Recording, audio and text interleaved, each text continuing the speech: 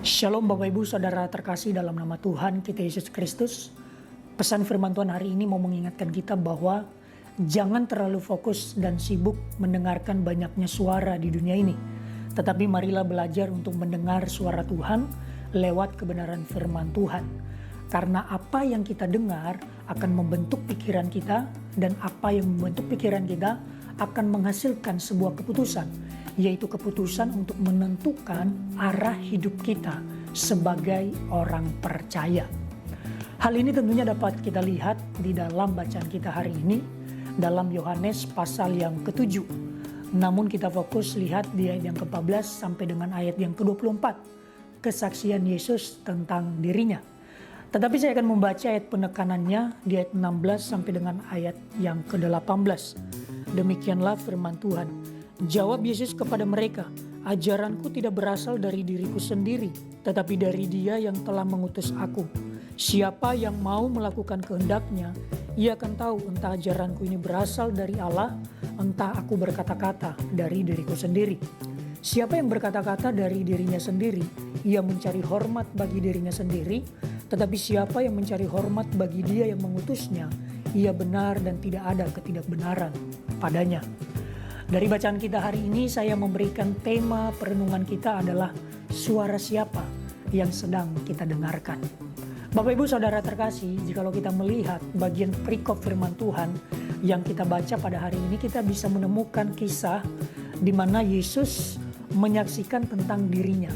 Saat itu pada hari raya Pondok Daun di Yerusalem, Yesus masuk di bait Allah dan mengajar di sana. Namun menariknya pada saat Yesus sedang mengajar, para pemuka agama Yahudi pada saat itu terheran-heran.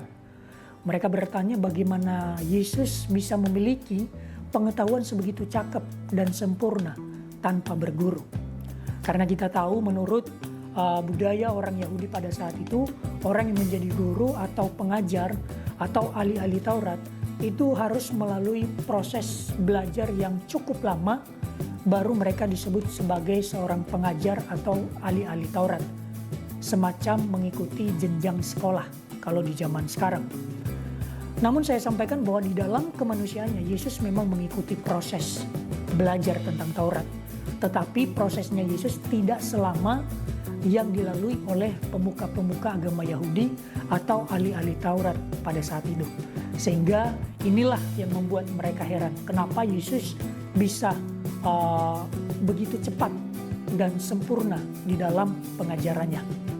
Nah, di tengah-tengah keheranan para pemuka agama Yahudi, Yesus justru memberi kesaksian tentang dirinya, bahwa apa yang diajarkan olehnya itu bukan berasal dari Dia, tetapi berasal dari Allah.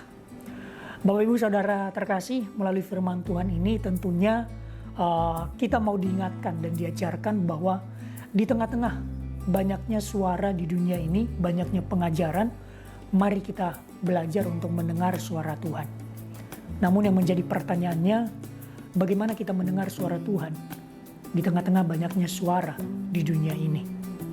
Saya akan memberikan 3 topik atau 3 poin untuk kita renungkan, dan kiranya ketiga poin ini boleh menolong kita memahami dan mendengar suara Tuhan di tengah-tengah banyaknya suara di dunia ini. Poin yang pertama yaitu suara atau pengajaran yang menekankan Yesus adalah Allah. Di tengah-tengah kemajuan teknologi saat ini, media sosial yang semakin berkembang, tidak bisa dipungkiri bahwa pengajaran-pengajaran yang tidak sesuai dengan kebenaran firman Tuhan itu cukup berkembang dan mudah sekali untuk kita akses. Jikalau kita melihat di ayat 16, kata mengutus di dalam ayat ini tidak bisa kita pahami bahwa Yesus lebih rendah dari Bapa atau hanya sebatas ciptaan. Maka saya mau menyampaikan penting sekali kita melihat konteks keseluruhan dari Injil Yohanes dan teologi Yohanes itu sendiri di dalam menulis Injil Yohanes ini. Jika kita melihat keseluruhannya, Yohanes 1 ayat 1 dikatakan firman itu adalah Allah. Yohanes 1 ayat 14 firman itu menjadi manusia.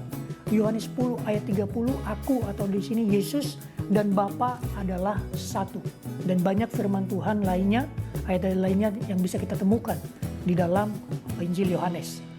Nah, dengan memahami konteks keseluruhan tersebut, kita akan menemukan bahwa kata mengutus yang dipakai oleh Rasul Yohanes sebenarnya ingin menegaskan tentang relasi antara Bapa dan Anak dalam karya keselamatan. Bukan mau menunjukkan bahwa Yesus lebih rendah atau bukan Allah. Tidak, ya.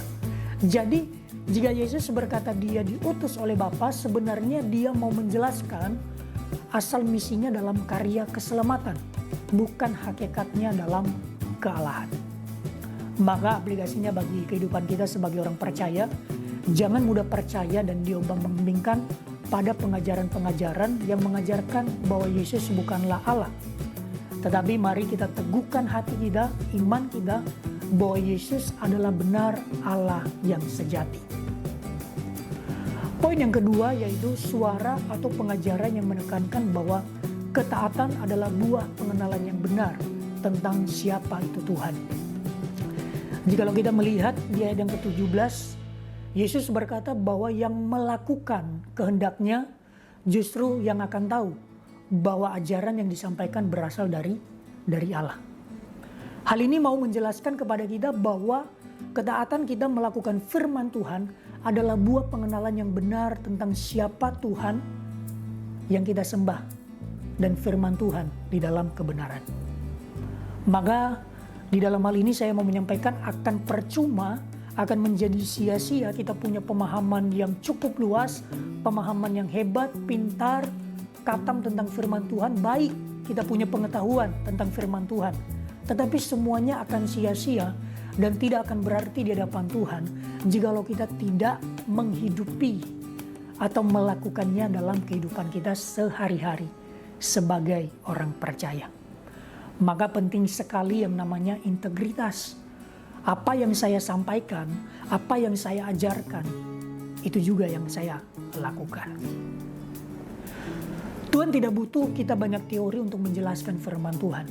Karena firman Tuhan sudah sangat-sangat sempurna untuk dijelaskan. Tetapi yang Tuhan mau kita memberi hati kita dan belajar taat untuk melakukan firman Tuhan di dalam kehidupan kita sehari-hari. Poin yang ketiga yaitu suara atau pengajaran yang menekankan bahwa firman Tuhan itu untuk kemuliaannya, bukan untuk kemuliaan diri kita sendiri. Hal ini kita bisa lihat di ayat yang ke-18, Yesus menegaskan bahwa apa yang dia sampaikan itu murni untuk kemuliaan bagi dia atau bagi Allah yang mengutusnya, bukan untuk kemuliaan dirinya sendiri sebagai manusia. Apa yang bisa kita pelajari dalam hal ini? Hal ini mau menegaskan bahwa ketika kita menyampaikan firman Tuhan, dimanapun kita berada di tengah-tengah komunitas, di tengah-tengah persekutuan, di tengah-tengah pekerjaan kita, dimanapun kita berada, ingat bahwa fokus utama kita di dalam menyampaikan kebenaran firman Tuhan adalah untuk memuliakan Tuhan, bukan diri kita sendiri, supaya saya dipuji, supaya saya terlihat lebih hebat daripada yang lain. Maka hal ini juga berlaku di dalam pelayanan yang kita lakukan, di dalam setiap kesaksian-kesaksian yang kita sampaikan. Jangan sampai pelayanan yang kita lakukan, kesaksian-kesaksian yang kita sampaikan justru berpusat pada diri kita sendiri. Maka saya mengajak kita bahwa melayanilah dan melalui pelayanan kita orang lain memuliakan Tuhan. Bersaksilah dan melalui kesaksian kita orang lain memuliakan Tuhan. Kiranya firman Tuhan hari ini boleh memberkati kita supaya kita lebih fokus lagi untuk mendengar suara Tuhan di tengah-tengah banyaknya suara di dunia ini. Mari kita berdoa. Tuhan Yesus, kami bersyukur untuk kebenaran firman Tuhan yang boleh kami dengar pada hari ini Bapa. Biarlah firman Tuhan yang mengajarkan kami untuk kami senantiasa boleh fokus dan mendengarkan suara Tuhan di tengah-tengah banyaknya suara di dunia ini Bapa. Kami fokus pada suara dan pengajaran-pengajaran yang menekankan bahwa Yesus adalah Allah yang sejati ya Tuhan. Dan yang menekankan bahwa ketaatan merupakan buah pengenalan yang benar tentang siapa Tuhan. Dan yang terakhir, yang menekankan bahwa firman Tuhan untuk kemuliaan Tuhan, bukan untuk kemuliaan diri kami sendiri. Ajari kami Bapa untuk bisa melakukan kebenaran firman-Mu. Kami boleh dimampukan oleh kuasa kuat Roh Kudus, supaya kami senantiasa boleh hidup di dalam kebenaran Tuhan, di dalam ketaatan, di dalam Tuhan. Terima kasih Tuhan, terima kasih.